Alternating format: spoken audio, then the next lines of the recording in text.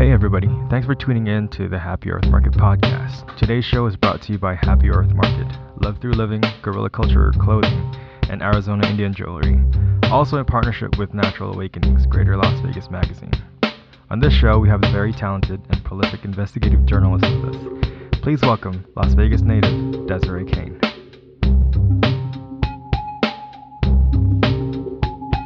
Hi, this is Desiree Kane, and you're listening to the Happy Earth Market podcast. Hi, everybody. I'm Sam. I'm Nate. I'm JR. And with us we have Desiree Kane. welcome Desiree Kane. Welcome to Happy Earth Market podcast, sister. Thank you. How are you? Good. Cool. Great. You're the easiest guest I ever got. Really? You're just like, okay. Yeah, what time? I'm from Vegas, so, it's really important that I just spend time with locals, doing local stuff. Mhm. It's grassrootsy. It's pretty important, so try and make space and time for that. We're happy. Well, Much appreciated. I've been all over your Desiree website and Cool. all up in it. First of all, I'd like to say that your videography and photography is very good. I like how personal it is, and it Thanks. really gave me a feel that I was there. You know what I'm saying? The way that you filmed, and I was very impressed, especially with your resume. I was like, wow, this girl has done a lot. I'm a little intimidated. There's no reason to be intimidated. It's just actually listed out. Like with most people, when you start listing all the cool stuff that you do, can I curse on this? Yeah, Of there's course. no censorship here. at Yeah, all. okay. So when you start looking at all the shit folks get into all the time, it looks really impressive. And I've just been an activist for a long time, so I'm gonna put down Bobby. all Hey, 'cause, Bobby freaking out. well, I just don't want. She just wants to run around. Her dumping, yeah.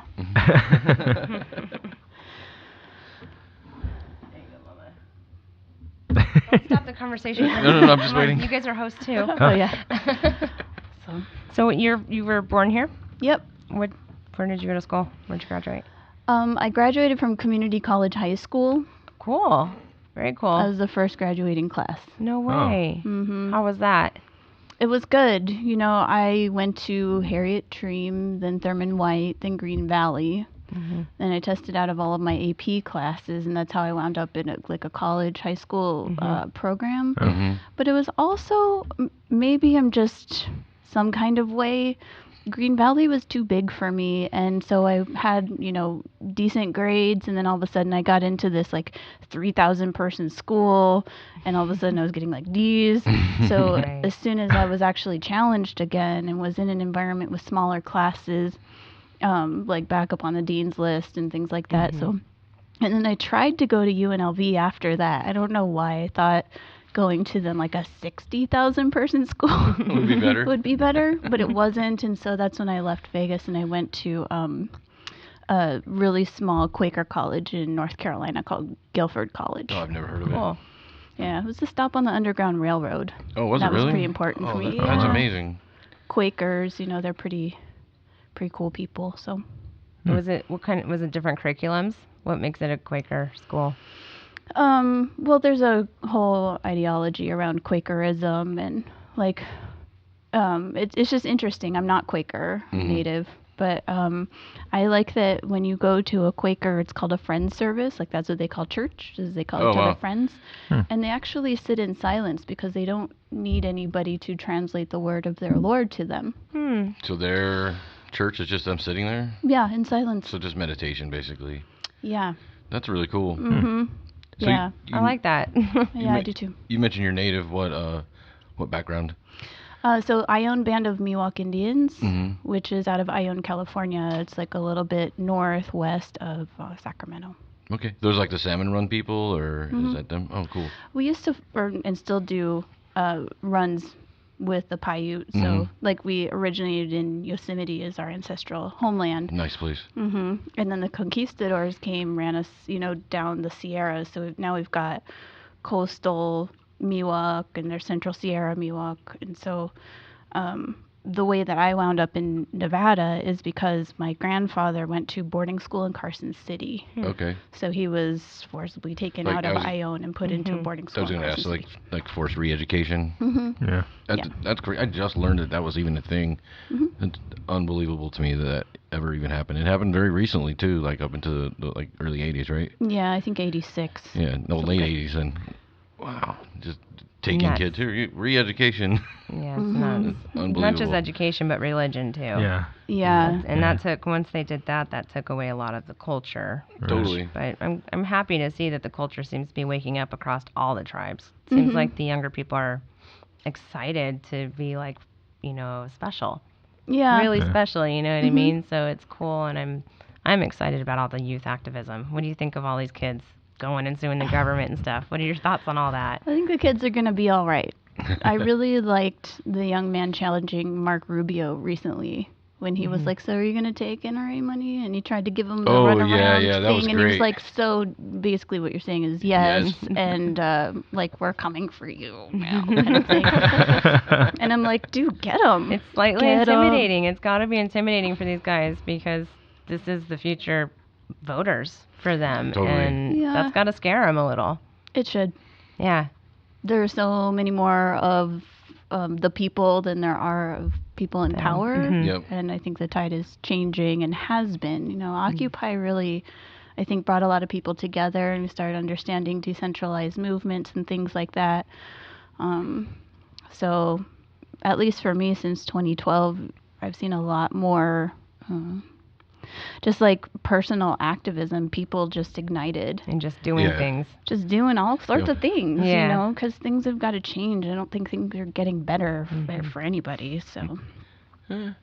But, you know, Standing Rock was really amazing. I spent almost 8 months out there. Wow. And That's a long time. So what seasons were you there for, the 8 months? I got there in late May.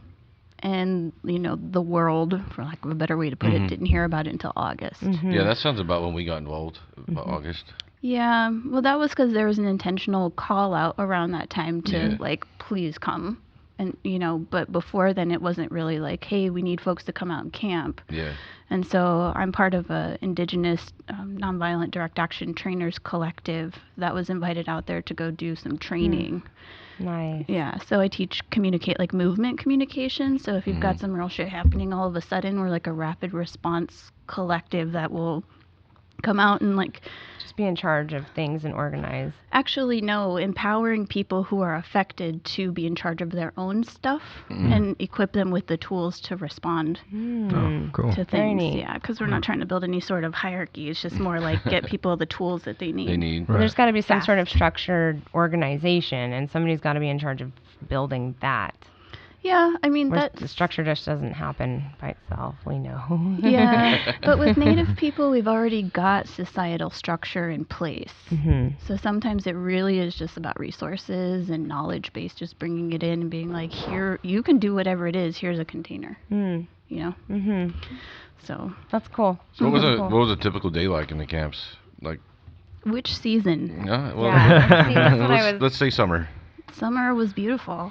It was idyllic, and it's that thing that I think really awakened the world, where they were seeing for the first time like this unity from our community. I mean, it was just like powwow drum, like late into the night. They became our lullabies, and like That's living amazing. a decentralized, anti-capitalist, indigenous-led life way that you know, a lot of people like to theorize about, but they didn't actually have any operating examples of like large-scale community. Right. That camp, Oshatishakoan camp, became the 10th largest city in North Dakota. Yeah. Right That's around nuts. summer. That's nuts. It was built in Yeah. like 3 months. That's so cool. So you stayed there all the way through that harsh winter too. It's like that was amazing. Yeah, I lived in a yurt. What were some of the hardest challenges with some of the people coming in? Because I've met many people who went there with full intentions of, you know, helping where they could, but when they got there was really no need to help, and really, from what I've heard, people were kind of sometimes in the way and leaving things behind that shouldn't have been left, and creating more havoc and chaos than. That's accurate. So what are your, like, what was the roughest, weirdest experience you had with a person or a group of people that, you don't have to say names or anything, of course, but, you know, what was the, like, that weird moment where you're like, damn it, this is not what this is supposed to be about?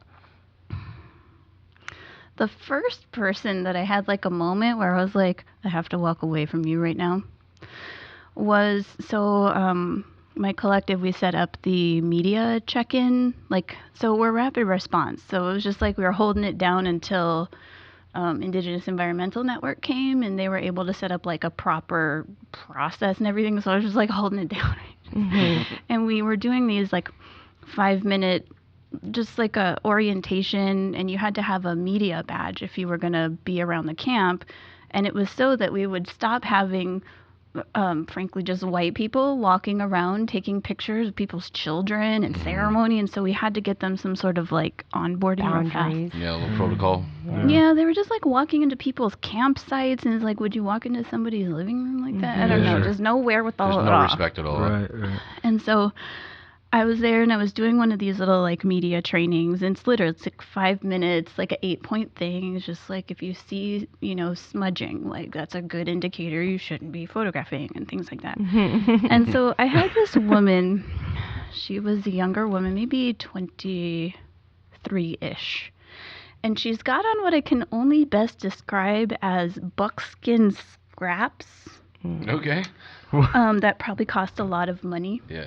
And like, no, be proud of your body, you know what I'm saying? But in a prayer camp, it was inappropriate. Sure. So she has on this like glitter eyeshadow. Oh God. Like gold glitter eyeshadow. You This is sound not like, EDC. Yeah, or like Burning Man. That's what you're describing. Yeah. Is somebody that are. And so she starts getting impatient with me that she has to sit through this like 5-minute orientation. And it's only 5 minutes, right? It's like literally only 5 minutes. Yeah. Not like just 5, but it's 15. 3 hours, yeah. And so I'm like on step 2 of 6 or 7. And she's like, yeah, how long is this going to go? Because I already talked to like a real Lakota person, and we brought like all this food, and we've already been in camp. Like, I don't think that I need this. And I was like, well, the whole point of this is that you get this orientation so that you can get a media badge, because you need to hear what I have to say. And she's like, well, whatever. And so she puts her phone back in her boobs, and she's just like, and so I'm on, like 2 steps later, she's like, are we almost done? And I was like, you know what? You are not going to be getting a media badge. And if I see you with your camera, because it's up on the hill watching everybody, I will send security after you to kick you out. So you can either listen to me, and the faster that you listen to me, the faster you get your badge, or you cannot, and I'll just have you removed from camp. She's like, well, and I was just like, all right. And so I just called security on her, and she got kicked out of camp. The way that we were able to change the dynamic, right, between white people and Native people, where white people feel really entitled.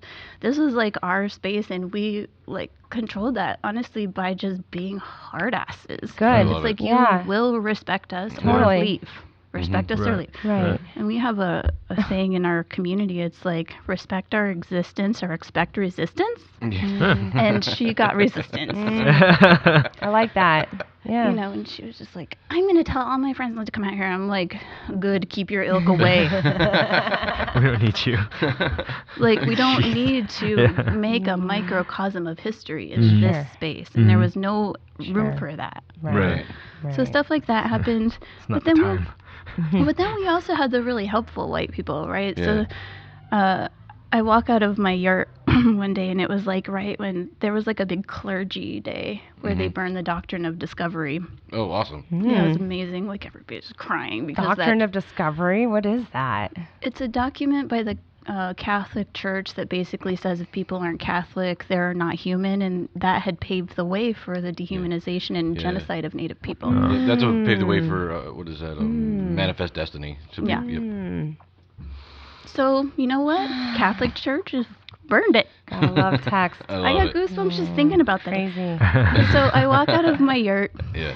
and there was a situation where, like, at a certain point, there were so many white people that our kitchens were overrun because they were expecting their free meal.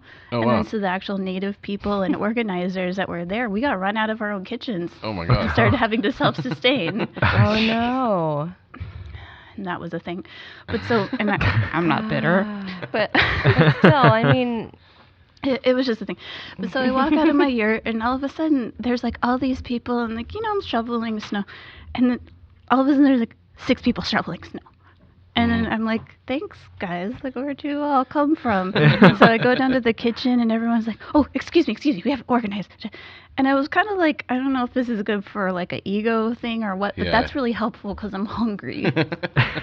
And there were so many helpful people that I was like, you all are like, I didn't know it was possible to be like too helpful. Yeah. You know what I'm saying? I like something that would take me 15 minutes to just shovel a little bit was like 5 minutes, and then all of a sudden there's a dude on my roof like fixing the thing on the roof and like working and all that. And I was just like, y'all are awesome, thank you.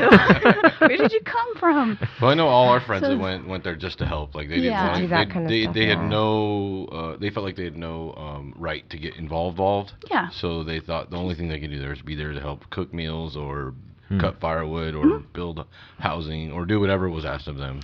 The most helpful thing that white people, or I should say non-Indigenous people did, but specifically white people, was when we would have direct actions to actually stop the physical construction of the pipeline. Yeah. I'll just tell the story. There was a prayer ceremony that was organized with us from camp, the Native folks, and then we had a Black Lives Matter, the American Indian Movement, La Red Pico, which is a faith-based group, and the Brown Berets, which are is like the Latin community. Or like the Black Panthers of the Latin community. Right. And so we all got together, and then there was a water ceremony at the entrance of a supply yard. So all of the workers were on their little bus getting ready to go. All of a sudden, we're like, we're going to pray at both the entrances, and you guys are just going to have to wait. Well, it turns out there's like a guy with a gun, right? And white people formed like a 6-thick line, all locked arms, just like not going to let this guy go. Oh, wow.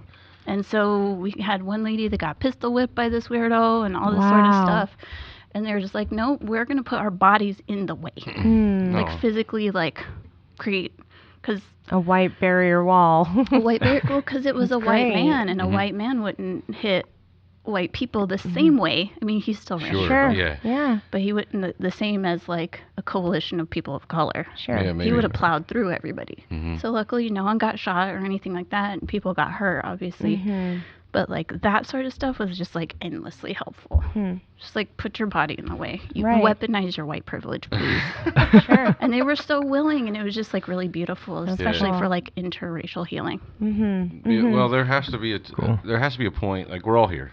Right, there's nothing we can do about it. No one's going back to anywhere, right? So there has to be a point where we have to acknowledge what happened, and then start to find a way to move forward. Yeah, together, like all of us together, not just pieces over there and pieces over there. We all have to work together and make this beautiful place what it is. Yeah, together. Well, and if you think about the powers that be that are against just the general population, right? The 1%. Yeah. If they're together and we're apart, like who's the fool here? Exactly. I can tell you it's not them. Yep. Yeah. It's I think anymore it's divide and conquer for ratings because Fox and CNN just take the opposite side of an argument and then they divide it for ratings. It almost saddens me how much people decide to believe their team. Yeah. Well, self-interest is a hell of a drug. Yeah, that's for sure. I like that. Ego's hungry, man. Yep. Hungry. So, yeah, I mean, that was a really amazing experience. I did not know what I was getting myself into. So what made you go down there to begin with? I was invited. She was invited, yeah. Oh, that's right. You did say that. Yeah. Sorry. Yeah, there was a young person who was really instrumental at the foundation of the Keystone XL fight too, that I had met at an action camp that I was teaching at. Okay. And so he called and he was like, they just said there's 48 hours until construction. And so we were like, come help. Well, no, it was just like, we need you to teach us and then we can take it from there. Awesome. So my role transitioned from that to, like, I was doing the media check-in thing, and then the larger nonprofit came in and did a really good job, and that then transitioned me to, because I'm a communications person, I was doing some security work. Oh, cool.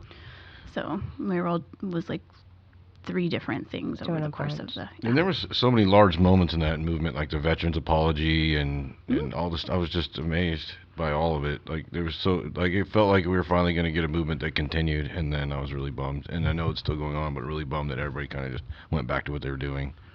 Yeah. That's what everybody always does. Yeah, that happened. I mean, the infiltration from the U.S. government was really, we just kind of weren't prepared for the amount.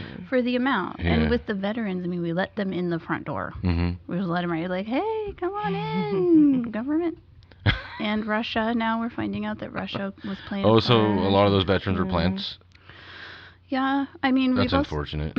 It was, I think, basically from the beginning plotted out of how to break down the movement, because we had situations like there's a young woman right now named Red Fawn Fallis, who was targeted by the FBI, and they sent in a paid informant who formed a duplicitous relationship with her to get information, and so she's now facing years and years and years in jail, even though she was completely set up from the very beginning. So she was... Holy crap. That's unbelievable. Hashtag free Red Fawn. She's still in jail, has been. I mean, it's just really, it's a mess. Unbelievable. It really disappoints me that a lot of those veterans were plants. I thought... I was really into that. Really happy. You were. I'm sure there was a lot that were there genuinely, like you felt. And that's how they do it, right? That is how they do it, right? They have, like, they'll take a movement that exists and they'll just plant a couple people in it and then steer it the way they want it, and they're good at it. That's what they do. They turn a story into it. Yeah, and it's not just the government. I mean, Energy Transfer Partners hired Tiger Swan, and there were some... It was just a big mess. I couldn't believe the level of security they had. Those are the jobs I was offered. The people they hired are the jobs I was offered when I got home from Iraq. They're like, you know what I mean, those contract jobs. So they like the former Blackwater and all those guys. The guys I hired, I'm like, well, you guys are up against some serious people. Scary. Yeah. It's still. I mean, we're still being targeted. I mean, in the last. So I was up in Standing Rock about a month ago. Okay. And over the course of 3 weeks, I was pulled over 3 different times in 3 different states. It's just like they're still very much targeting folks that aren't going to just walk away and be intimidated.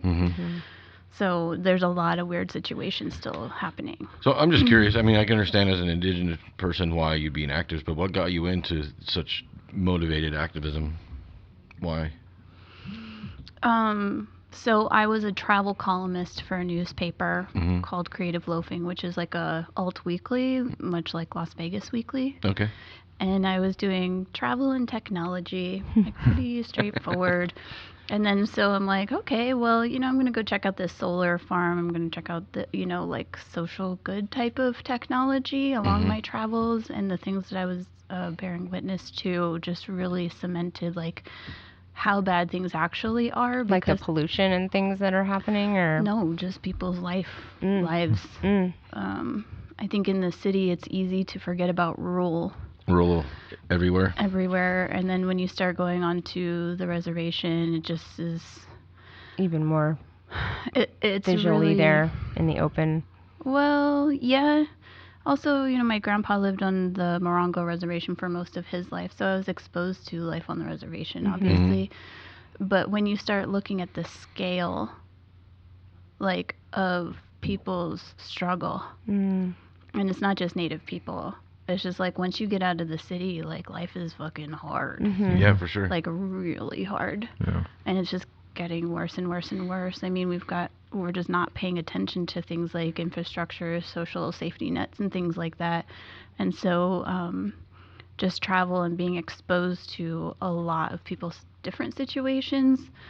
I have a decent amount of white passing privilege. And so, taking that and doing what I can with that to weaponize it in my own way. Sure.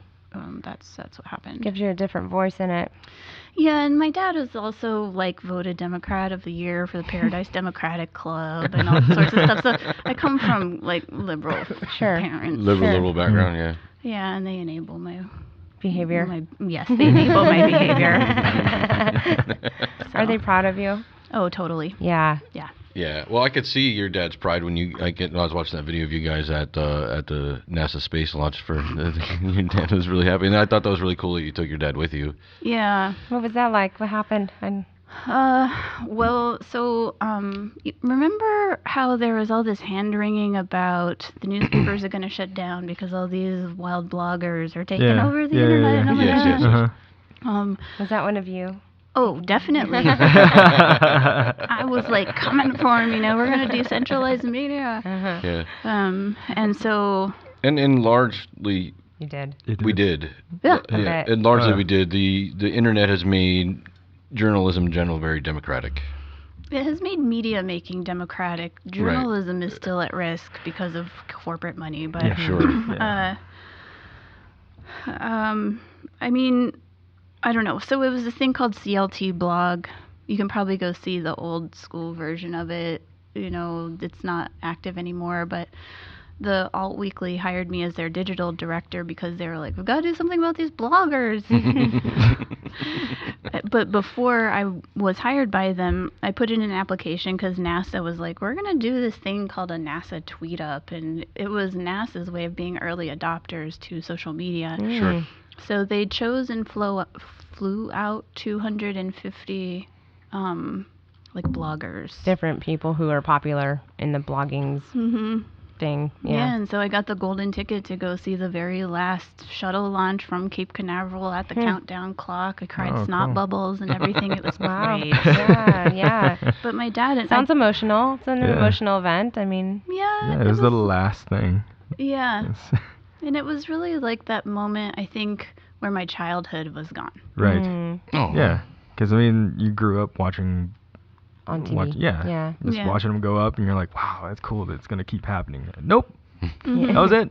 Yeah, and my dad's a big nerd like I am, and so he raised me kind of outside a lot of the gender norms where girls can't be into science. Rocket ships and stuff, Yeah, and so... that happened. Which is awesome. Good on him. Yeah. My dad and I had gone down to Cape Canaveral twice before and the shuttle launches kept getting scrubbed because of the weather. Right. And so when I got this golden ticket, I was like, Dad, we gotta come. Yeah.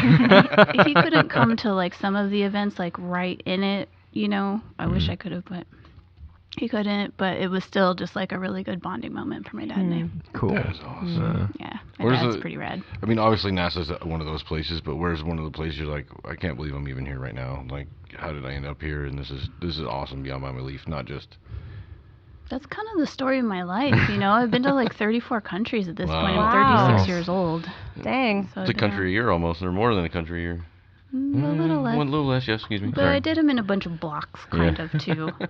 But being in Doha, Qatar was pretty, it was just astounding. Why? Where's Doha? It's part of the UAE. Ah, okay. It's over by Dubai. Ah, okay. Why was it astounding? It's perfectly teal waters because of the perfectly beautiful beaches, but it's an oil empire, and so it's this good and evil thing, and it was just so different. Yeah. You know what I mean? It's like Disneyland. No, more Belly of the Beast.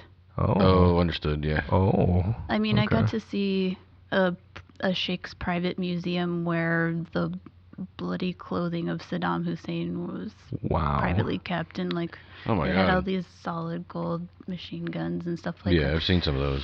Yeah, so it was okay, well, I understand the global fight over oil and all of that, and so that really put two and two together for me. But I was also in this cohort. I don't know if you've heard of TEDx organizing, TED TED Talks, yes. Yeah, they have the TEDx local. So that group of 850 people, we were the ones that got together, made the platform, troubleshoot it. We were experienced organizers at that point, and we developed that platform. Wow. Excellent. And so I got to meet all these global change makers in this place where there's oil, super oil Stuff. rich. super just oil in it. So. And damn near straight slavery too, with the Indian and the Pakistanis that they keep as slavery. Nobody ever talks about that, and I was so surprised in the Middle East the amount of, and they treat them really bad, and they live in connexes, and unbelievable. Yeah, it was the first place as a woman that grew up within, on this continent. Sure. Where I saw women in full-on body covering. Yeah. And that's hard, I think, for American audiences to understand. Absolutely. But it's so fucking hot there that you want to cover your skin. Yeah. And so it was the first place that I got to witness firsthand, okay, so women are making this choice to, wear hijab and things like that. And so that really broke down, I think, probably a lot of my own internal biases that I didn't even know I had. Yeah. So that was a really big life-defining moment for me, was on a feminist level, understanding the choices women make for themselves. Right. So. Yeah. No. That's a complicated issue, It is. That specific subject, because I hear you and I hear that perspective clearly, but on the other hand, I hear the perspective of their products, of their environment, and their religion that forces that. So it's one of those, but that's what they believe in because that's what they're taught to believe in. So it's one of those it's really it's complicated. just I mean, it is free choice, but is it really? Yeah. Right. But at 24, I had been told, oh, these women are completely subjugated, not allowed to speak. Sure, and that's just not true. It's just not true. That's what the media is built here for us to see and believe Islamophobic media here. Well, there's so many different factions of Islam too over there, because you can go to some place like, let's take the Shark Mall in Kuwait, and you're walking through and you'll see women in hijab, but you also see women dressed in jeans and a t-shirt. You know what I mean? So there is a large variety of what's going on.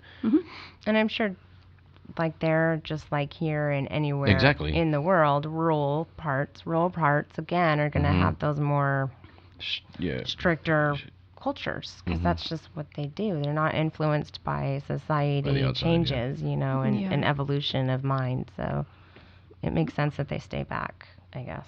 And I hate to say it that way, but you know what I mean. I'm not sure if it's back. It's just different, because in the rest of the world, they tend to idolize the United States as this amazing free place, and I'm just don't idolize us. So we are don't amazingly free.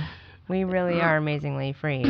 No, for sure. Yep. We really are. Freedom, but we have a harsh freedom where you're free to pick yourself up by your bootstraps and try to make a thing of it, but you're not getting a lot of help. It's really harsh freedom. It's hard. It's extremely hard, and there's it's also are we truly free? Because if you look at Standing Rock, that was tens of thousands of people coming to say no, and it was just tough shit. Here's a gun in your face. It still happened. But also, that's funny you say that, because I think a lot of times it depends on who's doing the protesting. You know what I mean? Because when a bunch of white girls come out here in a couple months and they protest for organic food, which is still a necessary fight, there's going to be met with no resistance. Nope. But on the other hand, if Black Lives Matter showed up here, the same amount of people, there would be cops everywhere. Even though they have the same amount of free speech and First Amendment protection, they're going to be treated a lot different. Yeah. Well, white women are protected by the white male patriarchy that rules this nation. So for sure. So they're not going to attack our own women. No. And it's when racial or tribal groups get together, we're fundamentally a challenge to American imperialism. So there's a challenge to everything that's going on here as well. Right. Ugh. It just makes me sick. Such a heavy, dark subject. Yeah, but I mean, that's why it's important to have allyship between groups. Totally.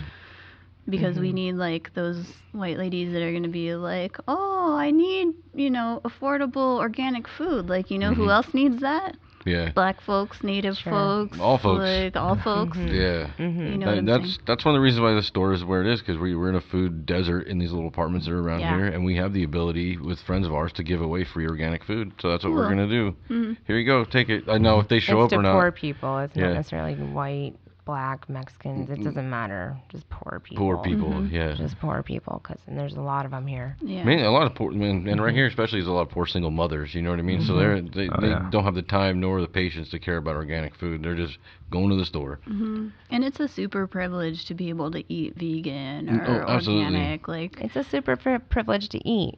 That too. Yeah, but I mean, truly, like, to be vegan or only organic and all that stuff, like, you don't get that in rural anywhere. Right.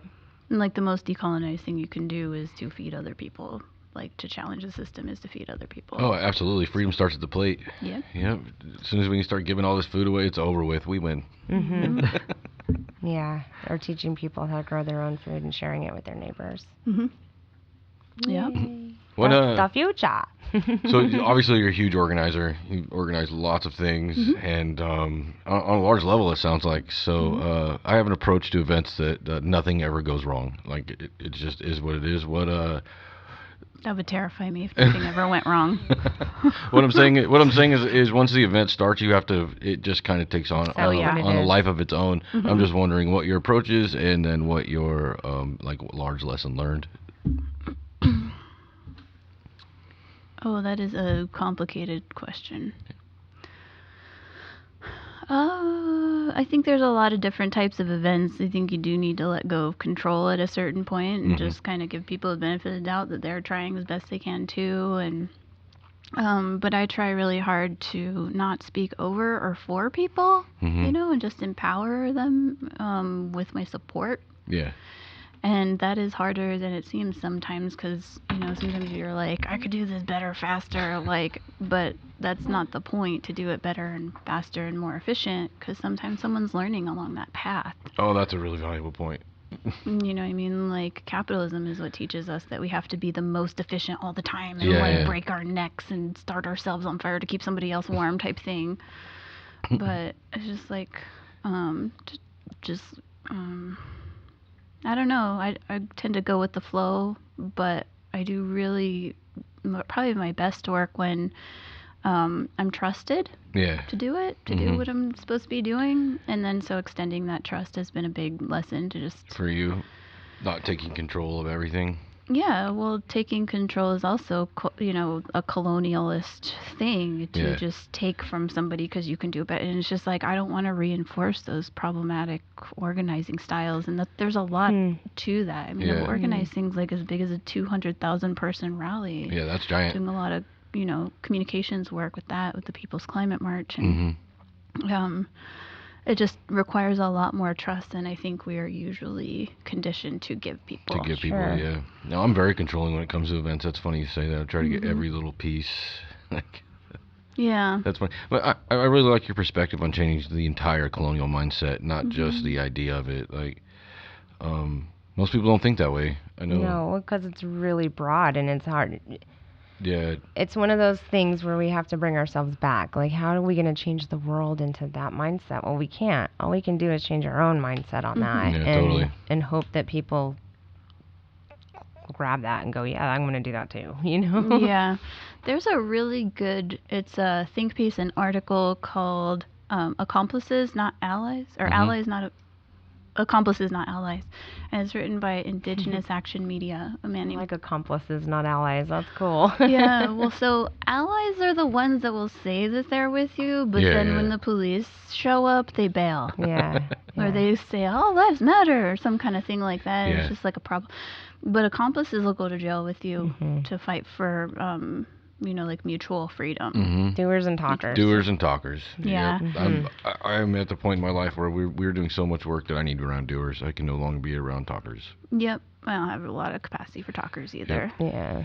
Have you ever, in all this action you've taken, been in a place where you were violently hurt or fearful or... Multiple times. It kind of comes with the territory at a certain point. Can you expand or... I mean, I was at Standing Rock for 8 months.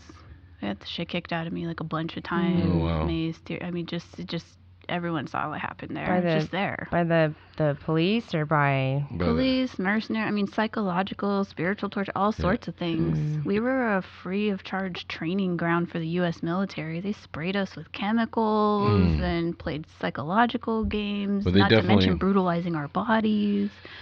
They definitely play the same psychological warfare that we did in Iraq with keeping you guys up, with the helicopters going the whole time and lots of noise going and all that stuff. I was just watching, going, this is disgusting. It's the script. Like they didn't even change from the script. They just tried to psychologically mess with you guys. Did it work? Did it, or were you guys strong enough to? I mean, probably moments, huh? Yeah, it comes and goes. Moments. You're humans. Still humans. I'm a lot stronger than I thought. Right. I'm a lot more stubborn than I thought. That's rad. That's awesome. I wasn't going to be intimidated. I just wasn't. Did you think that was part of the collective conscious of people you were with, that you were able to have that strength, or was it just something that came within?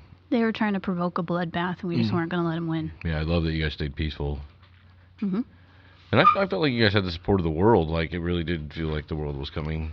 Yeah, and the definition of peaceful versus violent is certainly one to have, because, I mean, like, people like to make this thing where they're like, oh, Black Lives Matter was violent and Standing Rock was peaceful. Yeah. But actually, that's not accurate. Yeah. And we don't have to draw those dichotomies. I mean, we are very much aligned with Black Lives Matter. Absolutely. Oh, yes, as are we. So it's like, you know, it's just like... So there were times where vehicles spontaneously combusted on the front lines. Wow. By themselves with no human interaction at all. There's just fire. and is that violent when you're defending ancestral territory? It's unceded treaty. I would say that all of the fires were started by the mercenary groups that had infiltrators in there being agent provocateurs. Yeah. You know what I mean? So like I have no doubt. Yeah. Yeah, this whole like thing about like what's violence was a big one there. Right. Because there was also lateral violence and things that happened in that way that were really unfortunate, and there was a lot of infighting. It was really real. You know, there are things that people don't like to talk about, like infighting between groups around. Like there wasn't a respect for a diversity of tactics. So it's like... So what do you mean by that? Can you go into that a little bit? Just, you know, there were folks that had different approaches. And you just have to respect all approaches and how people respond to historic colonial violence being inflicted upon your bodies. And whatever decisions people made in that way, like as long as you were in prayer, like I'm not going to disrespect whatever people wanted to do or not do. Right. What they wanted to participate in or not participate in. So, you know, like... Was that the general feel with everybody there too, do you think? Or... What do you mean? Like, did everybody feel the way you did?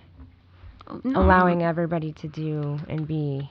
No, because Native people are a diaspora, and so we kind of had people on all ends of the spectrum, and that was a difficult balance. But I was not in any sort of leadership position. Like, I'm in that place, and even still, I'm a servant to Osheti Shakoan traditional leadership, meaning spiritual leadership, non-governmental, just spiritual leadership. And so even though my personal politics maybe didn't line up with some of the things that they said, it's not my place to dictate what they want happening on their homelands. Right, totally. So there was definitely like a difference of ideas and things like that. You know, I just tried to stay out of it because it's not my place. Sure. Just know my role, stay in my lane.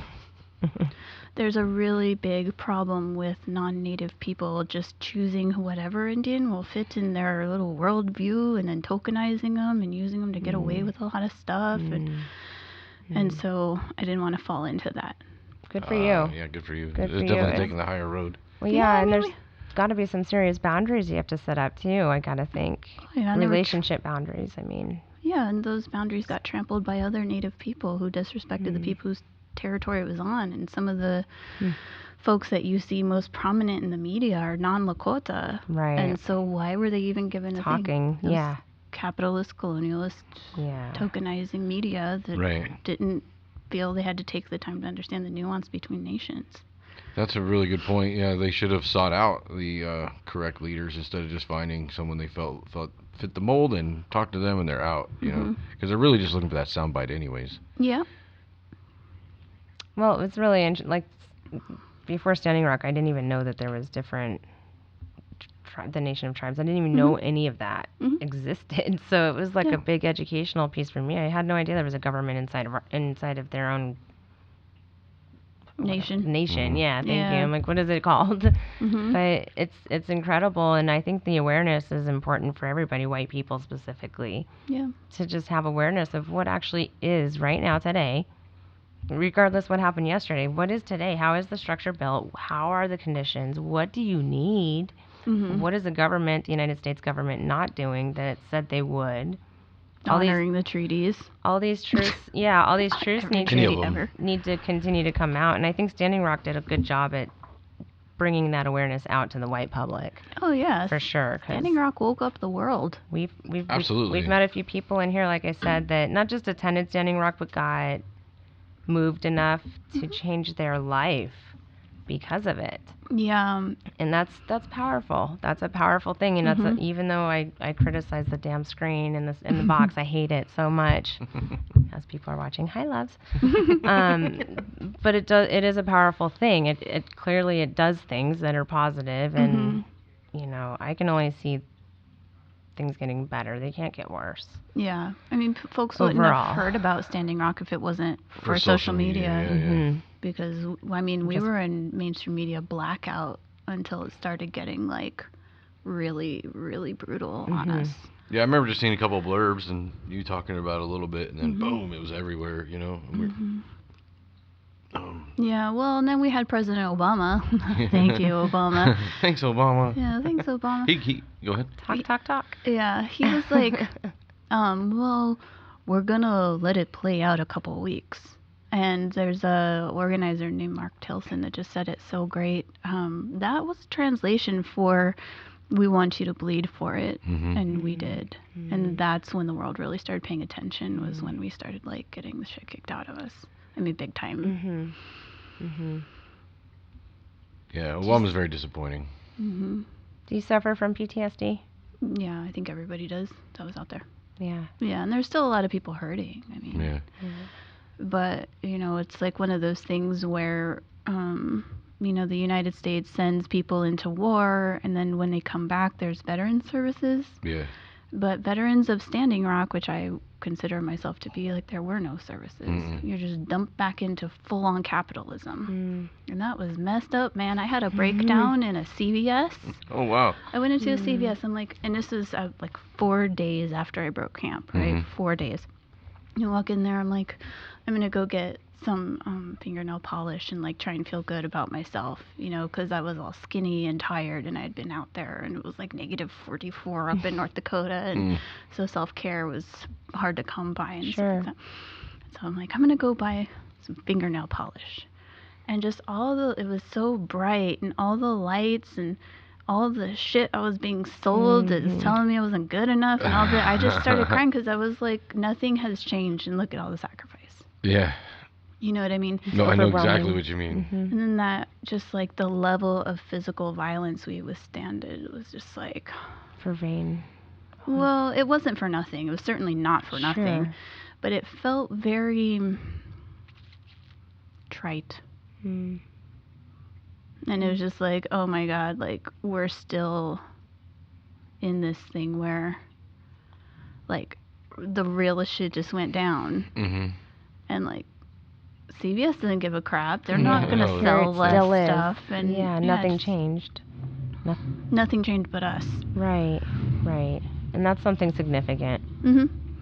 So I obviously I can't speak for anybody else but myself, but I would just guess that the folks that were out there for a significant period of time versus like someone who maybe just came out for the weekend to support, there's still a lot of pain there, a lot of bitterness there, a lot of we're like what-ifing ourselves to death. What if you did this? What if you did that? What if we did? Yeah, that makes sense. Yeah, what are the lessons learned and stuff like that? And it's just like, I think it's maybe dissipated now, but there was a lot of questioning about, was that even the right approach? Like, I'm not sure that a mass call out like that with thousands of people is the answer. I think it's probably small tactical teams that go and lock down to stuff instead of just sheer numbers. Because there was a defining moment where, like, we had so many people coming in that were untrained that we spent more time giving them political education about what was going on than actually trying to battle the pipeline. That's a good point. Did you think people had a view of what was going on, and then they got there and they were typically wrong, and you had to re-educate them, like you just said? Yeah, NVDA training was required to be at camp. Right. What's that acronym stand for? Nonviolent direct action. Okay, got it. Civil disobedience. Required. I love it. You know what I'm saying? Because we don't want somebody doing some weird white savior thing and get somebody shot, and it had nothing to do with anything, you know, or something weird. Misguided weirdness, yeah. Just, you know, I mean, there's a real thing where, like, white people think they can save people. And, like, no offense, but we don't need saving. Right. Right. Yeah, you know, it's... Right. No, absolutely. Absolutely truth. Yeah. So. Where do you think that fight goes from here, then?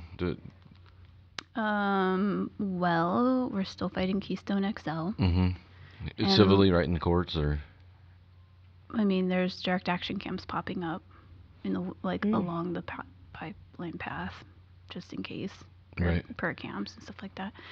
I know that there are some people out fighting Line 3 in Minnesota.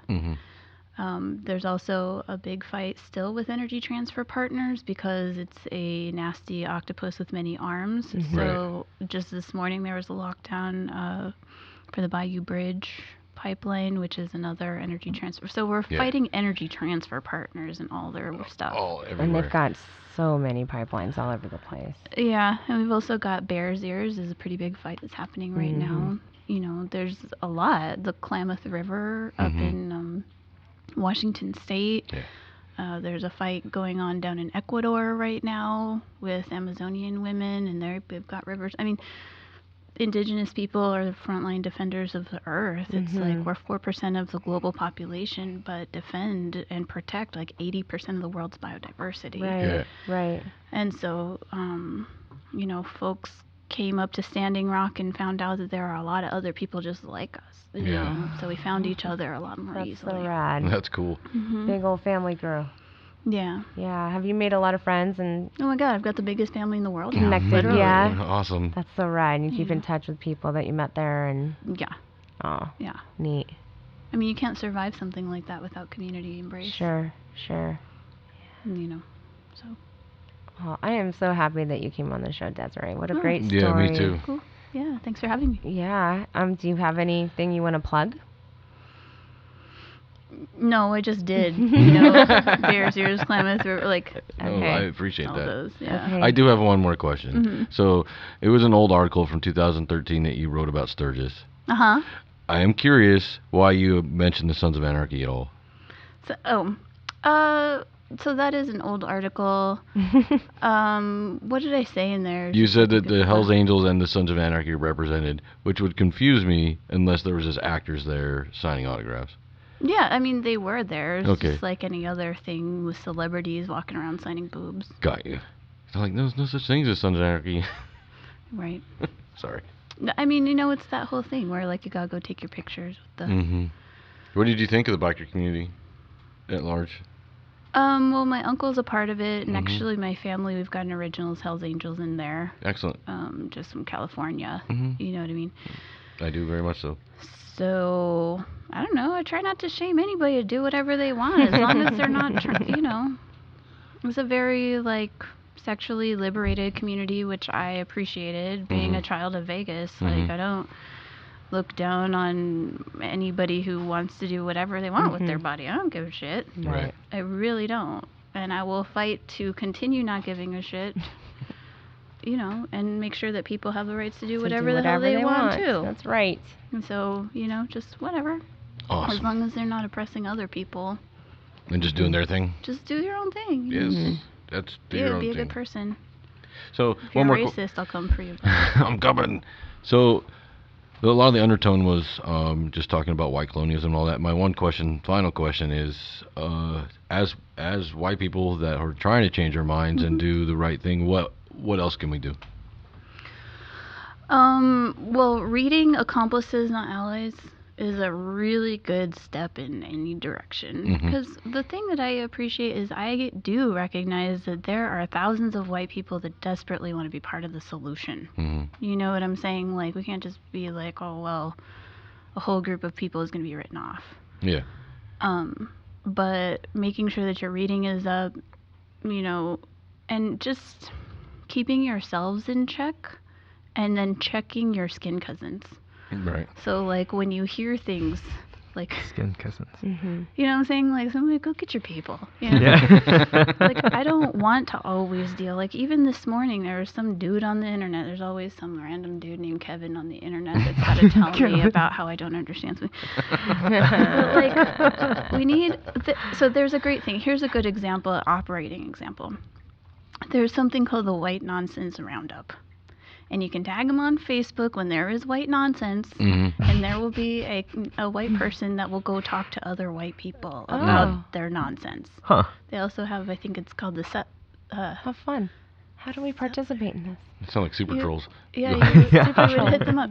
But, like, having a difficult... Like, your goal should be to get uninvited from Thanksgiving and stuff like that, because, you know, every time your wild uncle has something to say, like, well, the Indians lost, so they should just get over it. Yeah. Like, just reject it. Yeah. Just openly reject it. And it starts with your families. Absolutely. Yeah. Because when you remain silent, that whole silence is violence thing is super real. Yeah, well, and it continues to Keeps the cycle going. keeps the cycle going. Yes. Nothing changes if we keep talking the same way and keep accepting the words that we're hearing. Yeah, and I think there's a big onus on white fathers of white sons to teach things around consent, you know, and breaking down misogyny and knowing how misogyny and racism go hand in hand, and, like, understanding the ways that colonialism plays out, and being able to even identify colonialist behavior is a good one. Right.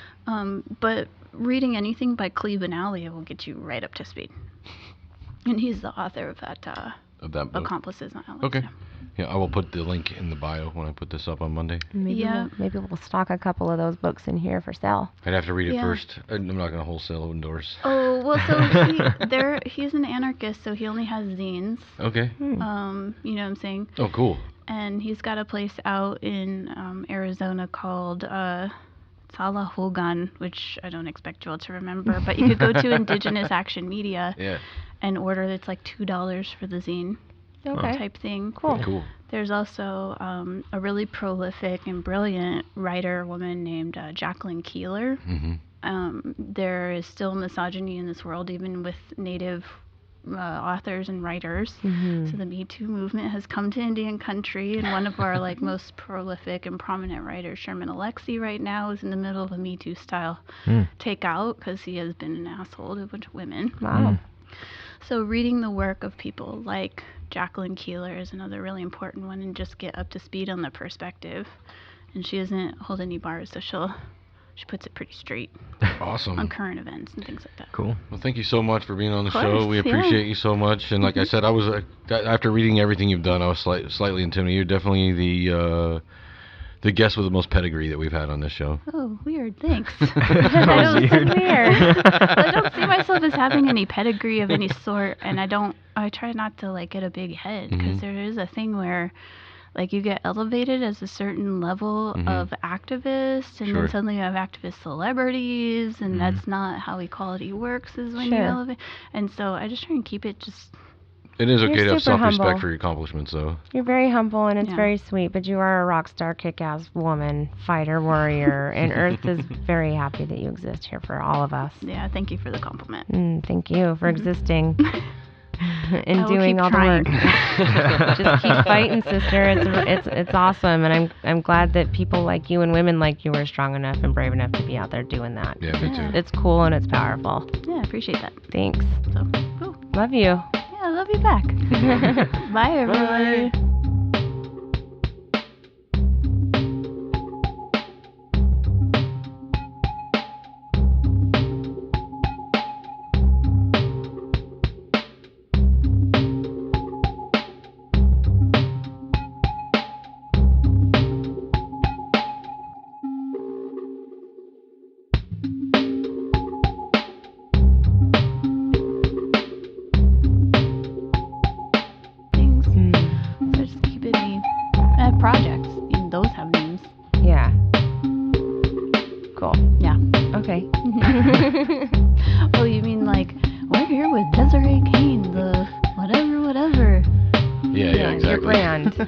The really I don't know what obnoxious the right- Miwok activist.